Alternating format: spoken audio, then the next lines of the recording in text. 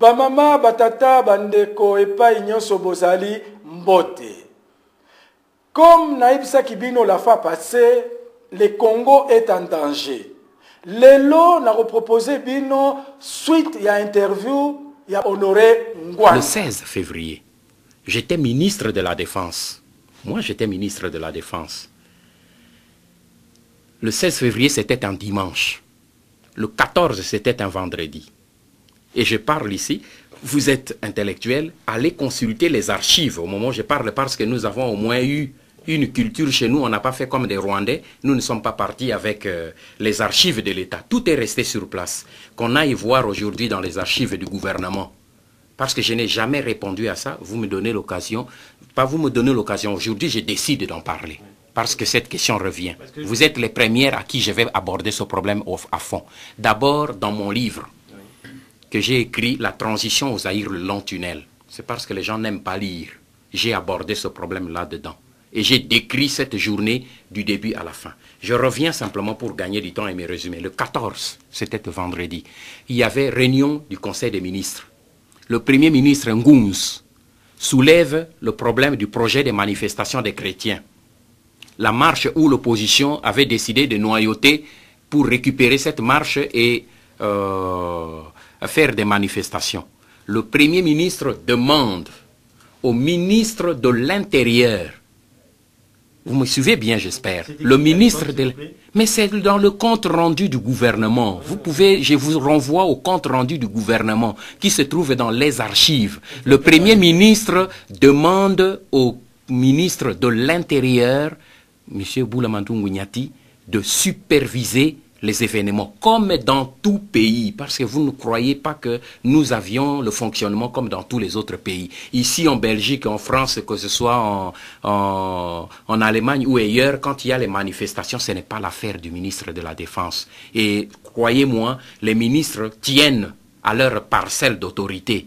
Ce n'était pas l'autorité du ministre de la Défense parce qu'il ne s'agissait pas de la guerre.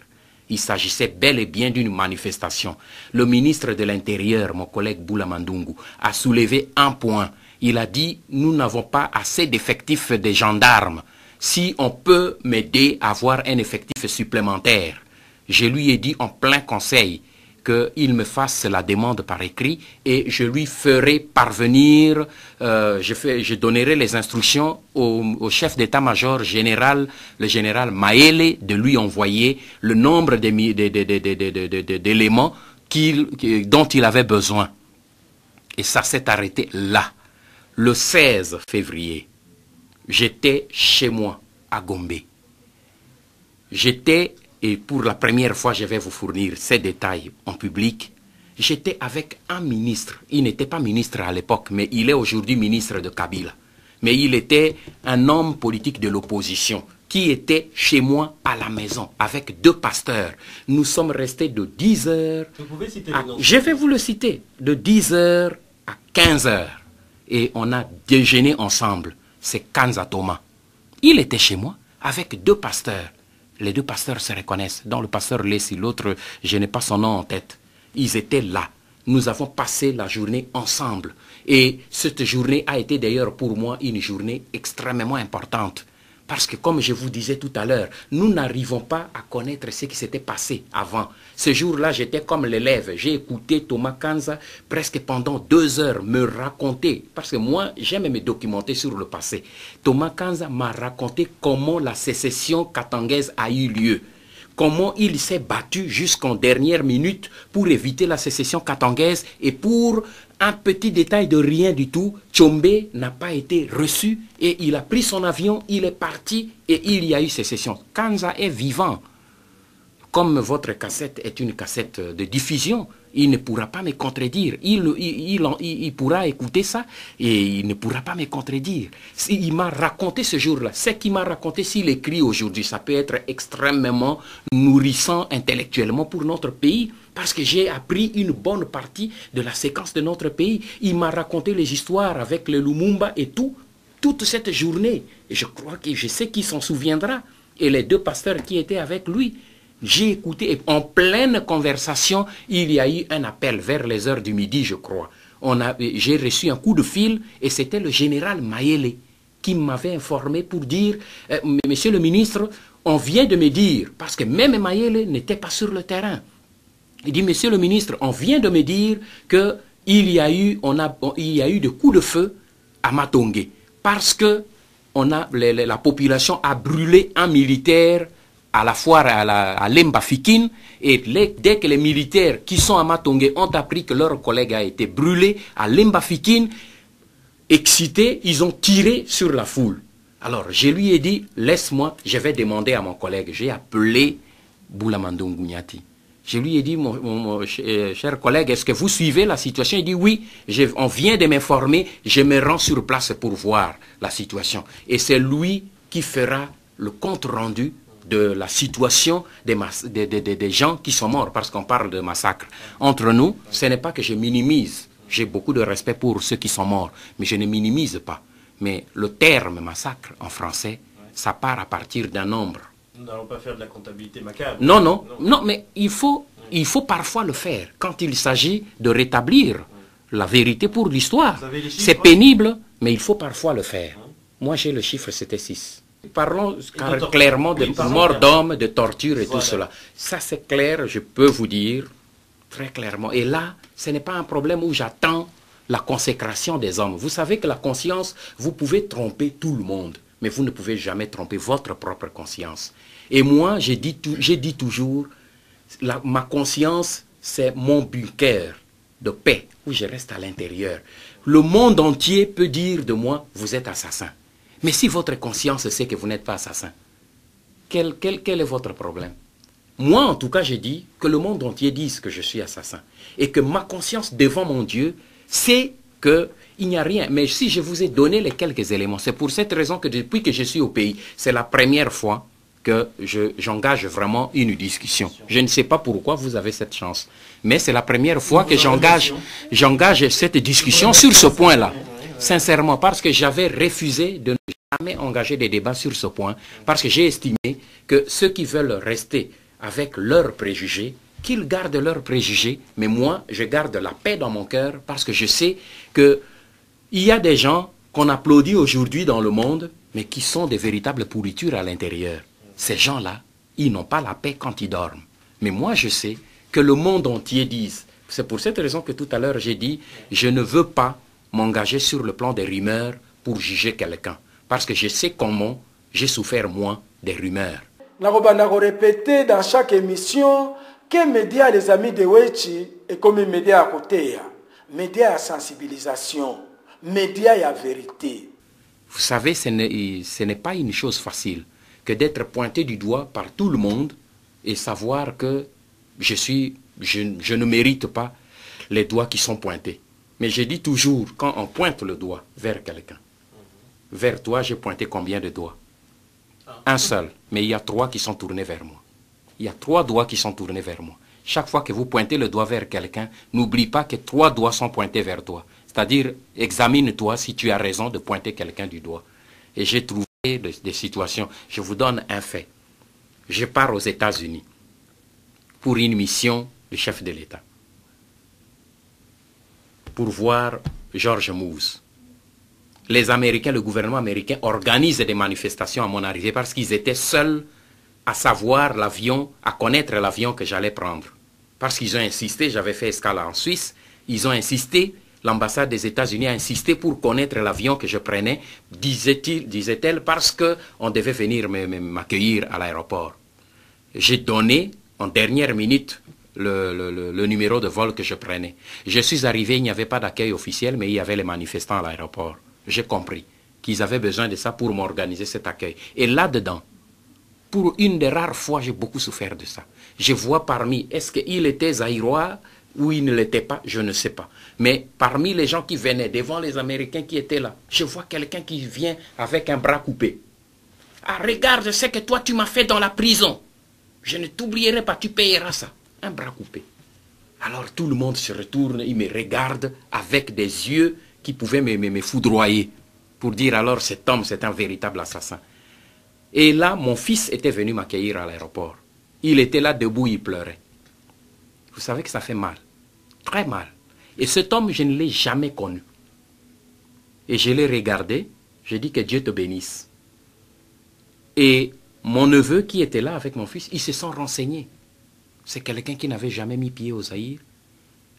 Son bras a été coupé à Pointe-Noire pour le vol. Et de là, il est parti aux États-Unis. On a retrouvé après tout son itinéraire. Vous savez combien ça fait mal. Et il vient parce qu'on l'a payé pour venir protester à l'aéroport. Voilà, je vous donne cette anecdote et je clôt. Bino moko bouti kolanda vérité ya Honoré Ngwanda. Deuxième partie ya émission na biso ya lelo, Cyprien Weche ya kotuna Honoré Ngwanda. Pona nini basoda ya Mobutu bakimaki basoda ya Musée Laurent Désiré Kabila? Je vais vous donner un fait. Oui.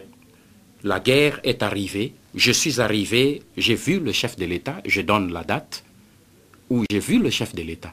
Le soir de mon arrivée à Nice, à Lausanne, où il venait de sortir de l'hôpital, je lui ai fait le point de la situation et je lui ai dit que votre état de santé ne vous permet pas qu'on traite les dossiers de l'État. Mais je souhaite que vous puissiez instruire vos généraux pour qu'ils renforcent immédiatement la situation à l'Est et particulièrement à Bukavu, parce que la guerre est imminente et si elle se déclenche et qu'elle parte d'Ouvira et qu'elle atteigne Bukavu pour entrer à l'intérieur du pays, tel que vous et moi nous connaissons la situation de notre armée, on ne saura pas tenir. Alors il faut éviter que cette guerre éclate, il faut l'écraser à l'œuf. C'était le soir. Le matin, à 5 heures, je reçois le coup de fil d'un de mes collaborateurs pour me signaler que Ouvira venait de tomber. Et j'ai informé le président de la République. Il m'a dit, j'informe les généraux tout de suite pour qu'ils aillent au front pour me résoudre cette situation. Et imaginez-vous, 3 mois après, il n'y avait aucun général qui avait mis pied même à Goma. Et aujourd'hui, en tout cas, les faits me donnent raison. Devant cette guerre qui avançait, et on dit avant d'aller à la guerre, pour le plus petit des stratèges militaires et des stratèges politiques tout court, avant de vous mesurer ou d'affronter un adversaire, vous observez d'abord quels sont ses moyens. Quels sont ses moyens de frappe et quelles sont mes capacités de résistance et mes capacités de riposte. Et quand vous vous trouvez en position de force, vous pouvez engager l'épreuve. Mais si vous vous rendez compte que vous n'avez pas les moyens de résister, vous négociez. Je crois que c'est aussi simple. Et tous les stratèges politiques et militaires dans le passé l'ont fait. Et c'est un principe, c'est une réalité, elle ne change pas. Et je m'étais rendu compte que notre armée n'existait plus. Pour la simple raison que j'ai été moi-même ministre de la Défense et responsable de sécurité. Donc je suivais de très près ce qui se passait du côté de l'armée. Et c'est ainsi que j'ai demandé au chef de l'État de nous engager immédiatement dans la voie des négociations. Le gouvernement n'a pas accepté cette voie parce que le gouvernement avait une autre thèse. Le Rwanda et l'Ouganda étant des agresseurs, il n'est pas question qu'on négocie avec eux tant qu'ils occupent notre territoire. Mais je n'étais pas de cet avis parce que je savais la détermination qui était derrière. Et je me suis dit, quelle que soit cette position, moi j'engage, après avoir reçu le feu vert du chef de l'État, je me suis engagé dans cette voie. Je suis allé le voir la veille du sommet de Nairobi 1. Et je suis arrivé à Kampala, où j'ai vu Museveni, et nous avons commencé les discussions, et il a accepté, Kagame a accepté, il est arrivé. Nous devrions, et les deux ont accepté, clairement, parce qu'ils savaient que j'avais des éléments, des documents à l'appui. Ils savaient que je connaissais la vérité. Donc ils ne pouvaient pas me dire que ce n'est pas ça. Ils ont accepté, mais ils ont dit, voici nos raisons pour lesquelles nous nous battons. Sur ces points-là, si nous nous entendons, je crois que nous pouvons arrêter la guerre. Et en examinant ces points que je publie dans le livre, j'ai vu qu'il y a beaucoup de points sur lesquels on pouvait facilement tomber d'accord.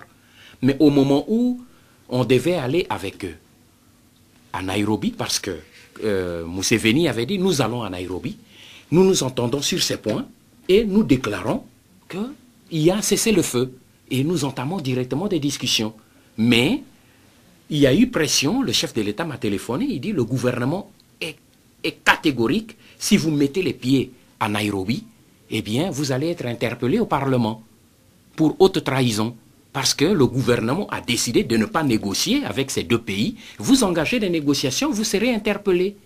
Alors, je me suis excusé auprès de ces deux chefs d'État en inventant la raison que le président Mobutu m'avait donnée de documents publiés par les Américains et qui faisaient pression au Parlement et tout. Et je suis rentré. Voilà le blocage. Je suis rentré. Le document, je l'ai ramené au chef de l'État qui l'a remis aussi au gouvernement. J'avais remis au gouvernement à sa demande. Et nous avons attendu que le gouvernement puisse négocier. Le gouvernement a refusé. Mais le gouvernement acceptera 4-5 mois après, au moment où ce sera trop tard. Voilà, c'est ça la réalité. Mais il y a autre chose. Est-ce que tous les membres du gouvernement étaient bien informés de toute cette situation? Parce que nous, l'échange d'informations se faisait entre le président de la République et le chef du gouvernement. Pas le gouvernement, mais le chef du gouvernement. Est-ce que tous les membres du gouvernement étaient pleinement informés et est-ce que les membres du Parlement étaient pleinement informés de toutes les réalités qui se passaient à l'intérieur du pays, telles que je vous les décris maintenant? Ça, c'est une autre paire de manches. Honoré Ngwanda a soulevé 2 points. Premier point, à lobby, na Congo, toza na armée. Deuxième point, à lobby, bakondi na biso bazalaka informé te na situation ya Congo. C'est pourquoi bazwaka ba décision sans pourtant connaître les tenants et les aboutissants. La fois prochaine, nakopese la bino situation en image ya baka militaire na biso. Bozela Cyprien Wechi, kapita wa mugini, avocat du diable,